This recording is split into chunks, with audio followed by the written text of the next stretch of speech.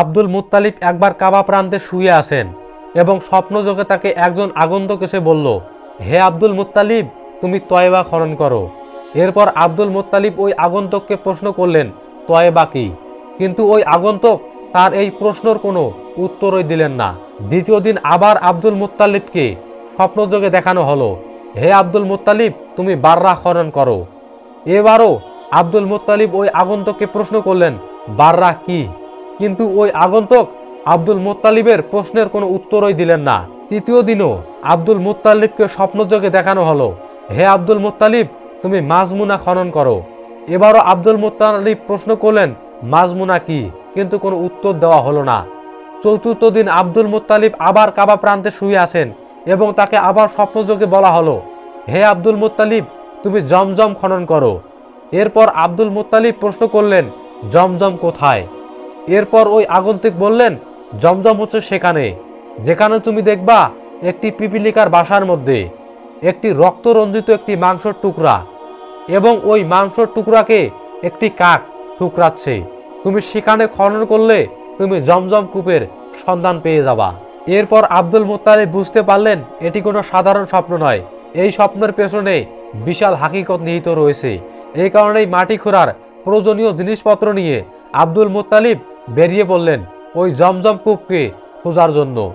এরপর পথ চলতে চলতে আব্দুল মুত্তালিবের চোখে পড়ল একটি কাক একটি মাংসের টুকরো মুখে নিয়ে উড়ে যাচ্ছে এবং ওই কাকটি একটি পিপিলিকার ভাষার মধ্যে গিয়ে পড়ল এবং সেখানে ওই মাংসের টুকরোটিকে অর্থাৎ টুকরে টুকরে খাচ্ছে।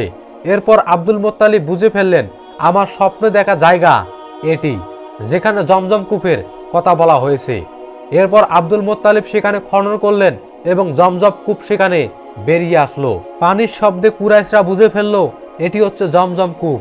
এরপর অন্যান্য কুরাইশরা আব্দুল মুত্তালিবকে বলতে লাগলো, এই কূপের মধ্যে আমাদেরও অধিকার রয়েছে।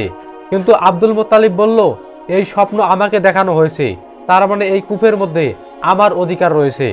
এরপর তাদের মধ্যে বাকযুদ্ধ শুরু হয় এবং এক পর্যায়ে আব্দুল মুত্তালিব বলে, যদি আমার 10টি পুত্র সন্তান থাকতো তাহলে এই 10টি পুত্র সন্তান তোমাদের বিরুদ্ধে লড়তো।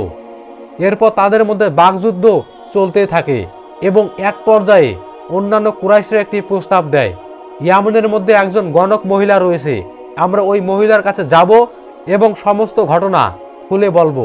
এরপর ওই মহিলা যে বিচার ফয়সালা দেবে সেই মোতাবেক আমরা মেনে নেব।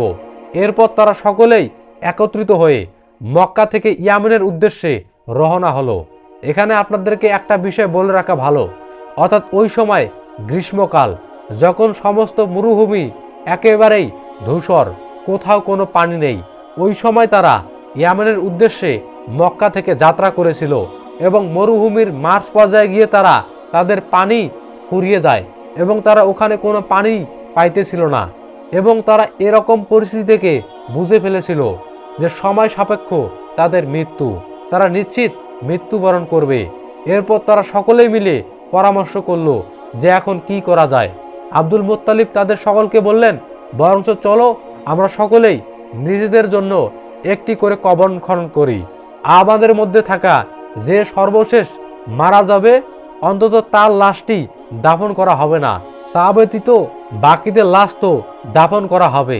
এমন কথা শুনে তারা সকলেই একটি একটি করে কবর খনন করে এবং কবরের ধারে তারা নিজেদের মৃত্যুর অপেক্ষা করতে শুরু করে, কারণ তারা জানতো মৃত্যু নিশ্চিত।